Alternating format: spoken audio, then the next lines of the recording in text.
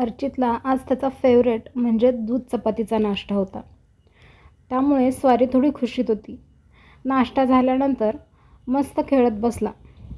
मी अर्चितसाठी ही एक चटई मागवली आहे, ज्याच्यावर वेगवेगळी चित्र आणि इंग्लिशचे अल्फाबेट्स आहेत. तो बराच वेळ त्याच्यात खेळत असतो. संध्याकाळी मात्र संध्याकाळचा खाऊ हा आम्हाला असा गॅलरीमध्येच उभं राहून खायचा असतो. कारण गॅलरीतून वेगवेगळे पक्षी, झाडं, गाड्या, त्याचबरोबर शाळेतून येणारी अनेक दादा आणि दीदीही दिसतात. मग वरून मोठमोठ्याने दादा दीदी करत हाकाही मारायच्या असतात. संध्याकाळी बाबांसोबत जाऊन अर्चित पोहे घेऊन आला. झाडांना 2 दिवस पाणी घातलं नव्हतं, कारण थोडं पावसाचं वातावरण होतं आणि माझ्या गॅलरीत फारसं ऊनही येत नाही. त्यामुळं मग आज थोडं पाणी घालून घेतलं. अर्चित आता मम्माला अशी छोटी छोटी मदतही करायला लागलं आहे बरं का. आणि ही कामं त्याला स्वतःहून पुढवून करायची असतात. करायला नाही दिलं की रडून गोंधळ.